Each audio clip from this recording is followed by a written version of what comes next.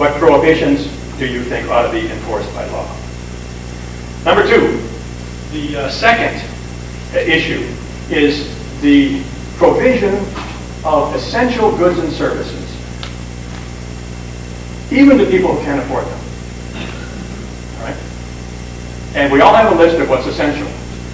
Now, libertarians on the far right often say that no, there should be no services provided by government.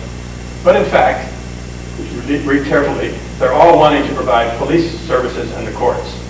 Even the poor man who cannot afford to pay a dime in taxes because he has no income, if someone steals something from him, a good libertarian government would send the police over, get that back from the thief, and penalize the thief and so on. They would be providing services that are so essential from a libertarian point of view that they must be provided, even to those who can't afford them. Now, as you move farther left on the political spectrum, you find a longer list of things that people think are so essential they should be provided. So Republicans believe in public education. In general, they're funding it. All kinds of debates about how serious that commitment is and all the rest of it. And Democrats have a longer list there.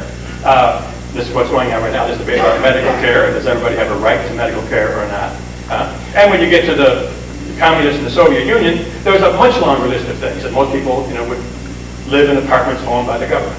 We don't provide that kind of service. So, once again, whatever your view is, you no doubt have a list of services or goods that are so essential for human life that you think ought to be provided even if somebody can't afford them. Now, some of those things we may actually expect to happen through ordinary market means. So if you believe in the right to food, as I do, as all Catholics do, it doesn't mean we should have the government buying up the farms and the groceries. That can work out through private relationships. But everybody has to have it. And if there's some folks for whom that system doesn't work, we step in and provide food. Again, just to be careful, of course, not for the slouchers who won't work, but who could, but rather for people who are unable to support themselves. So, you have a list, I'm guessing, of the things that you think are so essential that should be provided. That's the second issue. The third issue is the morality of individuals and groups. Now, economists don't talk much about this, but everybody from right to left on the political spectrum who has their view of what's a fair economic system has an idea of the kind of morality that individuals should show spontaneously out of their own convictions, whether they're atheists or Christians or Buddhists, that they should have some fundamental principles they live by. And as we saw earlier on the discussion of the problems, in fact, the fact that you can trust people, the fact that they will be willing to help you if you drop your stuff, the fact that they may actually go out of their way and help you a lot if you have a tragedy in the home. These kind of personal moral principles are very important. But the same is true for organizations. They need to have moral principles that they live by. If firms, if labor unions didn't live by certain kinds of moral standards, they'd have no buy-in from people involved in their life's work. Now, again, we have different definitions from left to right as to what those personal moral convictions should be like. But my proposal this morning is you probably have a list of what you think those personal moral standards ought to be. And if that's how our culture operated, you'd have a lot more confidence in the economy than you will if it's not how it operates, right? So just take one example, the issue of government corruption. We certainly have problems with that. We have congressmen who are in jail, former congressmen who are in jail. But it's much worse in many parts of the world, right? You go to Latin America or Africa, it's much worse. I remember the last time I was in Guatemala. I was leaving on a Sunday morning, and the front page of the national newspaper told the story of a fincarero, a wealthy landowner, who had been kidnapped, as they sometimes are, for money. Basically, they make them pay for ransom and they go back home. But this guy was about 40, and somehow he escaped after 3 hours and went back to his home. And so he called the police to report it, and the police sent over to his home to investigate the same 3 guys that kidnapped him that morning. Holy cow. Holy cow. In uniform this time, of course. Just putting their thumb in his eye, like, well, you can't touch us, right? Now, he happened to know the head of the Supreme Court, wealthy guy, had connections, and so the story got on the front page of the paper. But, you know, what would you do in a culture like that where the police are the ones who gather evidence for any crime, and they're the ones committing the crimes? All you can do is shrug your shoulders, and that's what Guatemalans tend to do. You ask them about corruption.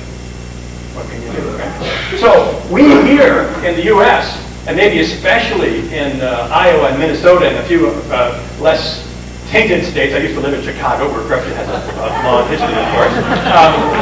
You know, we're absolutely indebted to our ancestors who bequeathed us a cultural system where people don't stand for corruption, right? You're out if you do that stuff, right?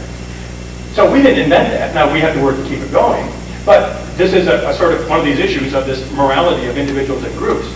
It's not easy to create, not easy to change, but it's critically important for whether or not you think the economy is a just one.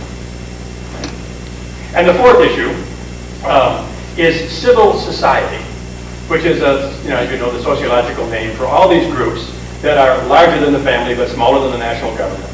Everything from the Elks and the Moose to labor unions and chambers of commerce and PTA and hobby groups and all kinds of groups that get together for all kinds of things. And the vitality of those intermediate groups is really important for our sense of course, all of life, but clearly also for the justice of the economy. So even the libertarians will say, think of Friedrich Hayek, one of the founders of the whole movement, would say what a totalitarian government does first is it makes it illegal for people to meet with each other, right? First thing you do is you say there are no political parties, you can't have meetings. Why? Because if people get together, they may do something, right? So for the libertarian, civil society is a very important function in society to prevent a totalitarian government from taking over. But it's also true for the Marxists, and you read Mao Zedong's Red Book, he also talked about the importance of groups and carrying on the struggle and so forth. And so it's important for everybody, but we understand it differently depending on where we stand on the political spectrum and some other spectra too, I guess. For libertarians, basically civil society organizations are things you join out of your self-interest because you have something you want to accomplish and it will help you get it. Right? You move farther left, or on other ways of dividing the pie, more communitarian ways of looking at it, say that no, belonging to a group is itself worthwhile, separate from what the group will do for you. Right? That we are social animals, that humans are only fulfilled when we are together, and therefore to have many different ways that we can get involved in the world is really important. Understanding these groups, as Marianne Glendon called them, seedbeds of civic virtue. Where do you first learn to stand up and give an important talk, intervention at a big political meeting? You probably, at some club you're a member of, right? As a young person, you learn to stand up and gain some confidence. And it really does shape us, the civil society. So, again, each of you, the presumption is, have some idea of what you think good civil society would be like. So, my thesis is that if your list of things for all four of these issues, how markets should be defined, what are the essential goods and services that must be provided to everyone, what is individual morality and group morality like, and what's the life of civil society like in our culture, our society.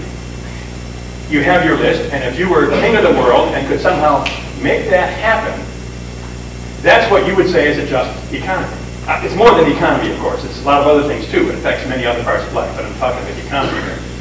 And what does just economy mean? It doesn't mean that there'll be no mistakes, right? It doesn't mean that there'll be no accidents. People will still fall and break their leg, and that's a terrible thing to happen, right? Somebody, we were just talking to the fellow whose sister-in-law has appendicitis last night, and those things are still going to happen, right? There'll still be people who make investments that blow up on them, right? That they started a new